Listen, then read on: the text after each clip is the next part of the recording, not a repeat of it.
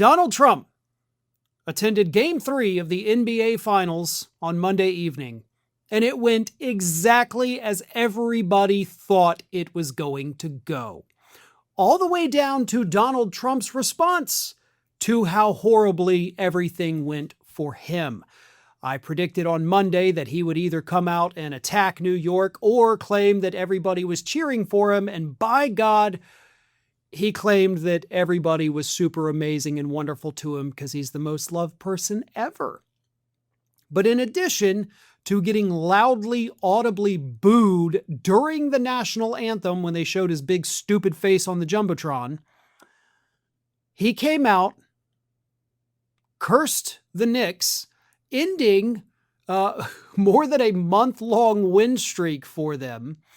He fell asleep in a game that was very exciting. I mean, down to the buzzer, honestly. So he really could not have screwed everyone and everything up any worse than he did. In fact, screwed it up so badly that the NBA, Madison Square Garden, where the game was being held, had to change their policies, like no bags allowed at all. People had to wait in line for hours to get in. They also blocked off many streets in the area because of Trump, so New Yorkers were in general pissed, even if they didn't go to the game. He just screwed things up for everybody, including the Knicks themselves. But it was after the game, when he woke up, I guess, and was talking to reporters, and they asked him, about the frigid response he received, and Trump said this: "I thought great. I thought it was amazing, actually. You mean when they had the camera on me? I thought it was very good. Yeah, it was certainly amazing. It was. I think mostly cheers. It was loud, and it was very enthusiastic."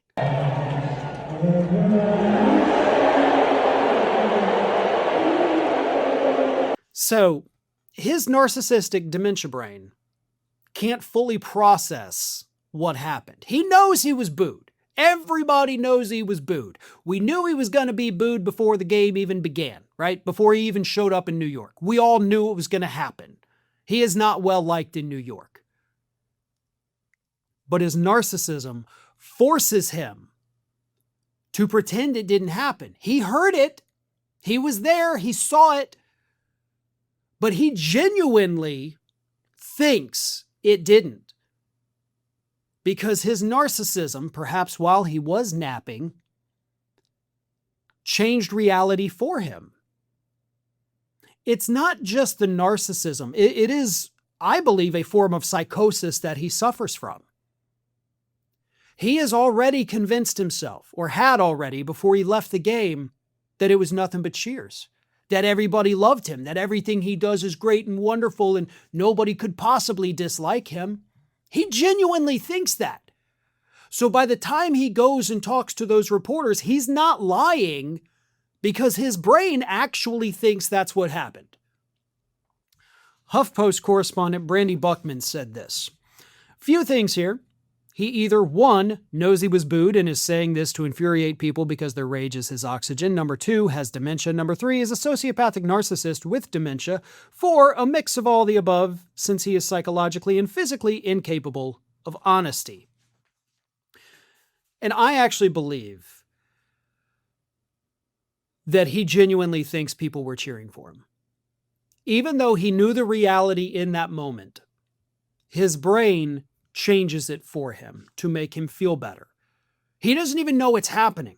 Like, he doesn't know that his brain is altering reality through whether it's psychosis, whether it is the dementia, or maybe, as Buckman pointed out, maybe it's all of it. Who knows? But he genuinely does believe that he received a wonderful reception. And of course, we can't talk about this without talking about his health because, again, he couldn't stay awake through the game.